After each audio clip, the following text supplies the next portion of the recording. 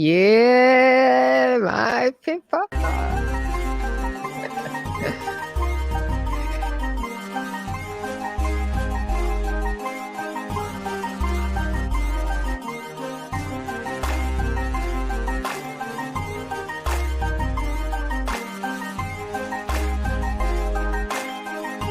My people.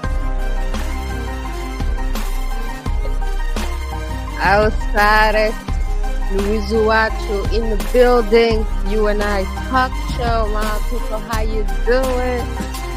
Yo, welcome back to You and I talk show, my people. Let me bring the music down. Yeah, my people, how you doing? Oh man, welcome back to You and I talk show. Today, Friday, October 6th, 2023, recording live from Vancouver, Canada, my people. Ooh, how you like my t-shirt? I was supposed to wear it on September 30th. This is to celebrate Native people of Canada, Native culture. Every child matters. All right. And yeah, so I missed out on wearing it on September 30th. I'm catching up, So thank you so much to my First Nations friends. Thank you. I got this t-shirt from them. All right. Thank you so much. I appreciate it. So today, my people, today we're gonna celebrate a queen. Oh, we got a queen in the building, my people. We got a queen in the building. So let me give you a preview, a minor preview of the queen that we got in the building. You gotta support this queen. You gotta go get the album. You gotta go to the launch party, my people. What do you know about?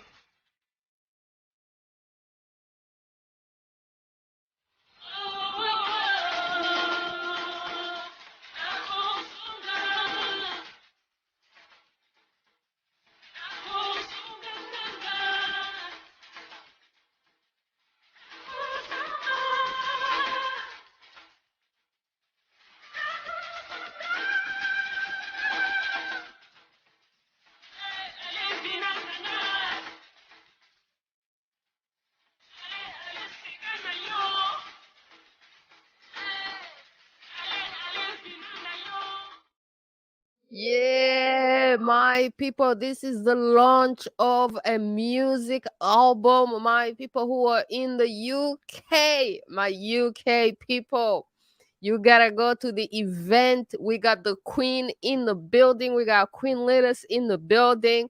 So she's gonna come on and tell us about her new album and also tell us about this event so you can go to it if you are in the UK, my people. Oh, I'm loving it. Queen Lilas coming to the show. Thank you so much for being here. Welcome to You and I. Hello. I'm in my home studio here. So I love it. Wow. Queen Lilas, thank you so much for being here. So, my people, we're going to start the show in English and then we're going to move into French because Queen Lilas speaks French as well. She is originally from Congo. Queen Lilas, formerly known as Lilas Lafleur, was born and raised in Paris, France, not Paris, USA. Some cities in the USA call themselves Paris.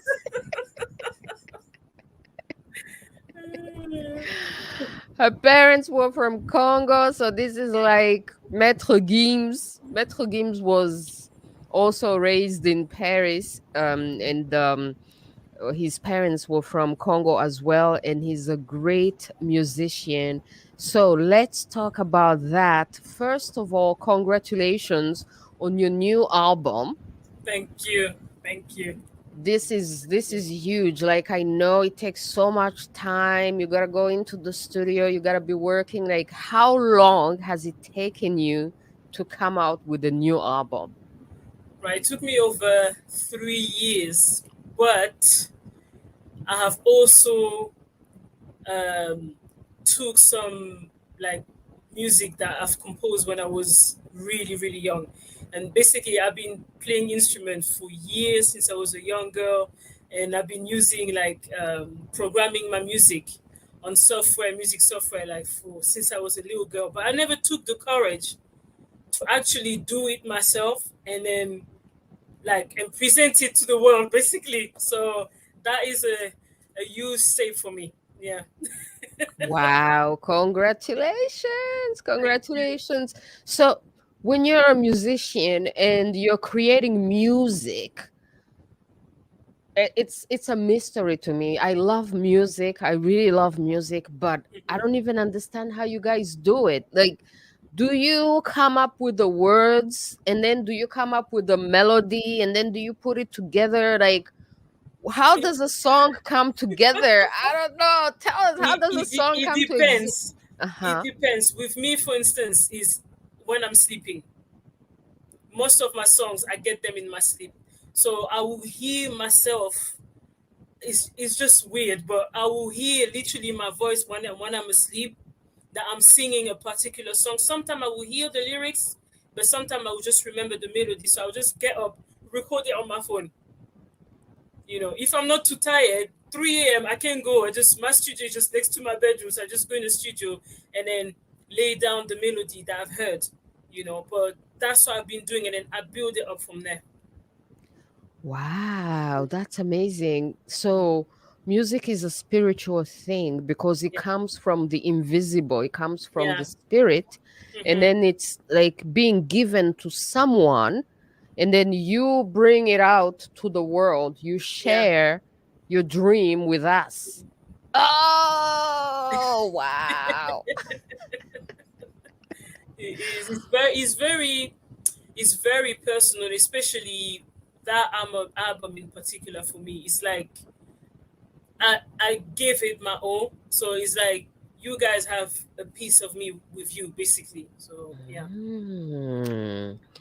That is amazing. That is amazing. So then the process of an entire album, like you have a whole album, there's like 13 songs hmm on your new album. hmm How like does one song take more time than the other? Like which song took you 1 year and which song took you 1 month, you know? right. So it's quite difficult because first of all, when I started, I was pregnant. So and for me, when a woman is pregnant, for me personally, I don't want to go out anywhere. I don't expose myself. So I took the advantage of this time to just build my studio at home. My husband helped me. I said, babe, I need this. Right. And then I was like, you know what? I'm going to do what I used to do when I was a little girl. When we had cassettes back in the days, and then we move on to CDs and we move on to computers. I'm going to do what I used to do when I was small. So while I'm pregnant, because I was getting bored. So I'm going to do that. So I will lay down the first. My computer is just there. So and my keyboards are here. Everything's there. So I will just lay down the first whatever I've heard. I'll lay it down and then I'll leave it. I'll come back the next day. If anything comes, or sometime I will just put it as an MP3 track and then I'll listen to it in my sleep. And then that's when I will come up with idea. Or sometime I will just literally sit down and say, I need an hour, 2 hours. I'll just lock myself, switch off my phone, and just work. And then whatever melodies are here in my head, I just play them, build it up like that. So that's how I've been working. And then when I felt that I was ready to bring a guitarist, that's when I started sending. Nobody knew I was pregnant. I was doing everything. That's the beauty of our technology, because I did everything online. So I'll be like, Papa Jano, please play me them guitars. This is the track. I want this. So you send it to me. If I like it, that's fine. Then I will rearrange everything. You will play the bass for me sometimes. Some of the song I play some of the bass. If I don't really, because it's that's why it took me so much time, because I will work, I will leave it, or I will listen to it on my phone, and then I'll be like, a month later, nah, let me scrap all that, man. Let me start. So it's just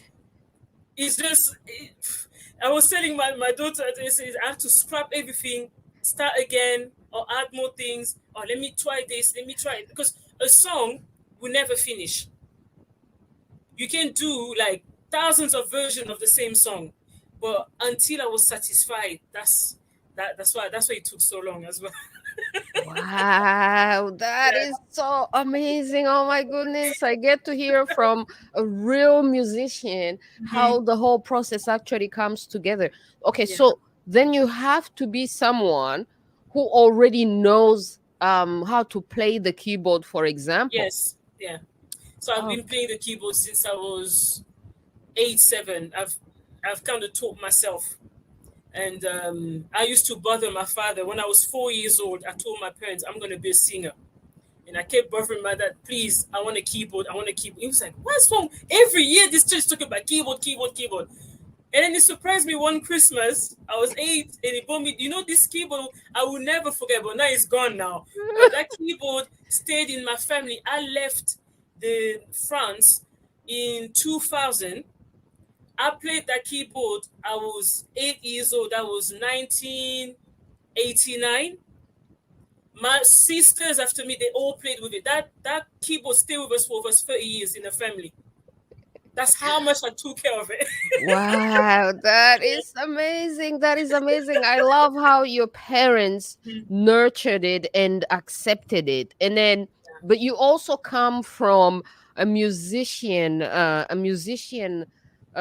family, Yeah. and like you also come from Congo, and Congolese people are known for the music. I Hmm. personally love Congolese music. Congolese Hmm. music makes me like, I would be sitting down, and Hmm. then Congolese music comes up. That's when I'm like, okay, I'm That's about to it. dance. That's what Makes Congolese you feel music makes happy. me dance, Yeah.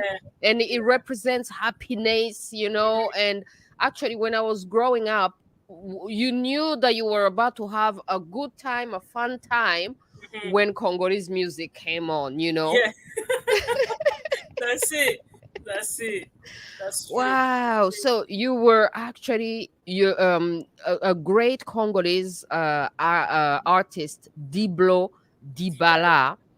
Oh, he's Is a your living, uncle. living legend. He's a legend. He's a legend. I can't believe you're related to him because I grew Hmm. up, hearing about him, right? Hmm. Wow, this is amazing. So the Yeah. talent continues Yeah. And my generation father, after generation. yeah, my father was singing as well. That he's a very good songwriter, and he's got some nice melodies as well. But you know how parents are back in the days, back in Congo. He was singing, I think, with the group Zaiko. So they are childhood friends with Papa Nyoka. So they all friends, you see.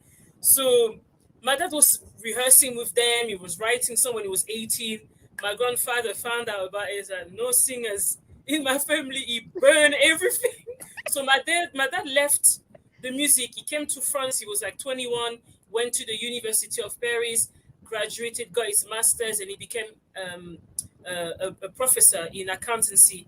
And that's all he's been doing. But I remember when I was 14, he was like, I'm going to release an album. So he started working with Uncle Diblo, in the production. And with Uncle Diblo as well, I've been doing like backing tracks in a lot of his albums, all the backing vocals.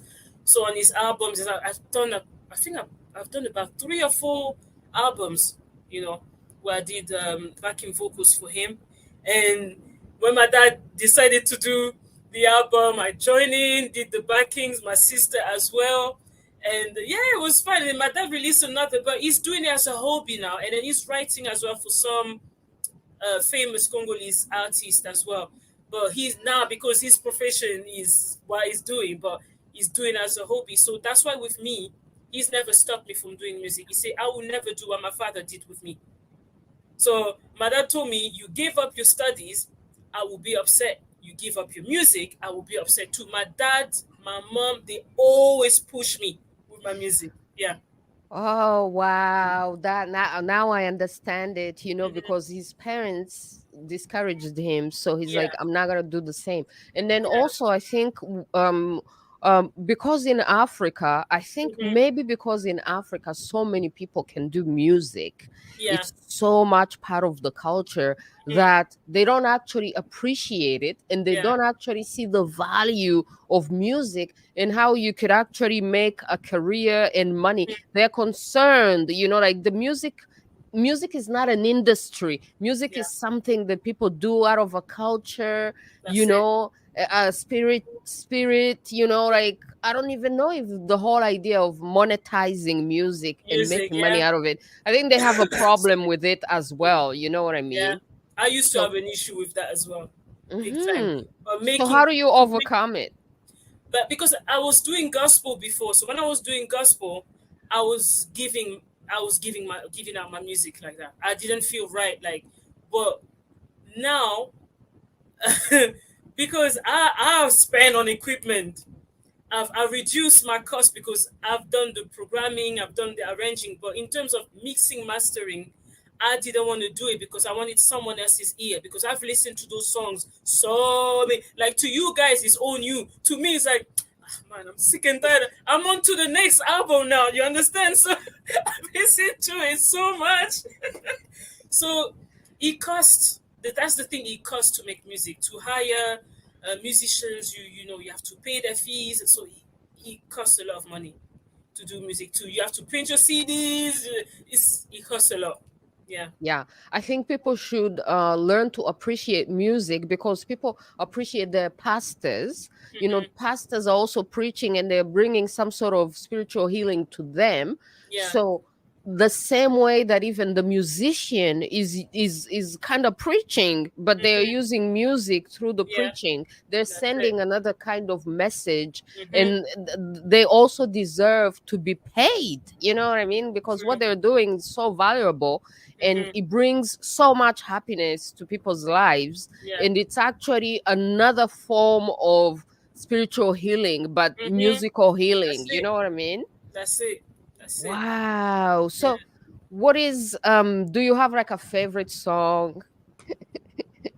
At the moment, it's so funny because that song was the song I was hating the most like few months ago, because the person who first did the guitar and the bass, I was not feeling it. My spirit was like, nah, nah, nah, nah, nah. So I found a different guitarist, and then he just he just did what I wanted, and then the drummer came. They just killed the song. So it's the last song actually, Tokozonga. That is my song right now. That is my song. And the thing with this song, I play the bass in the end when the music changes, when it gets a bit faster. I'm the one who's playing the bass. So I listen and I'm like, "Do, do, do, do, do, do, do." I'm like, yeah, man.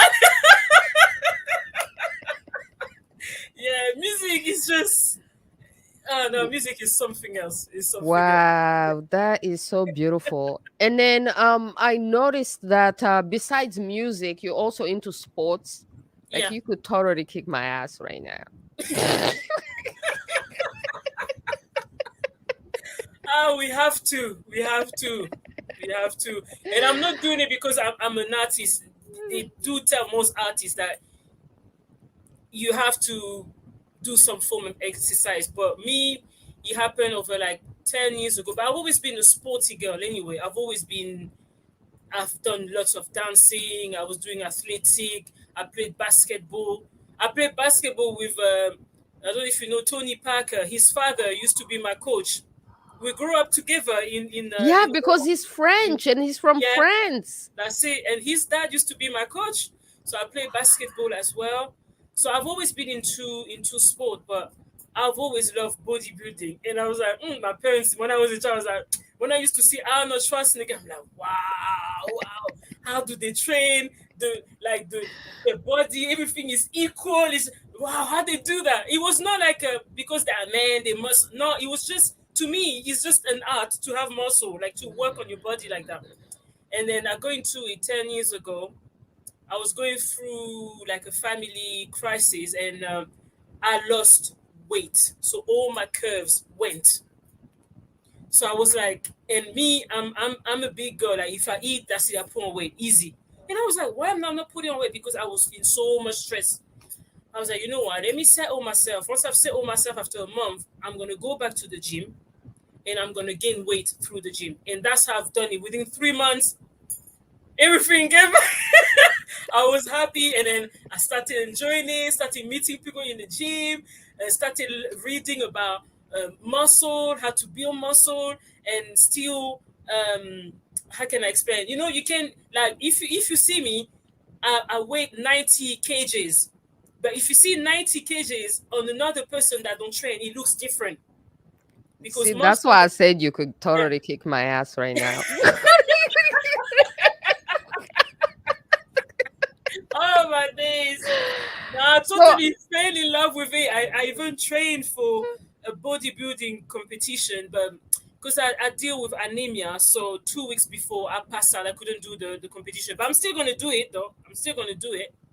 I was just waiting for the album to come out first, and then I'll maybe next year I will do it. But then I studied as well. I got my diploma in personal training, so I really got into it. So that's where people get confused with me. They're like, "Are you like, especially Congolese people?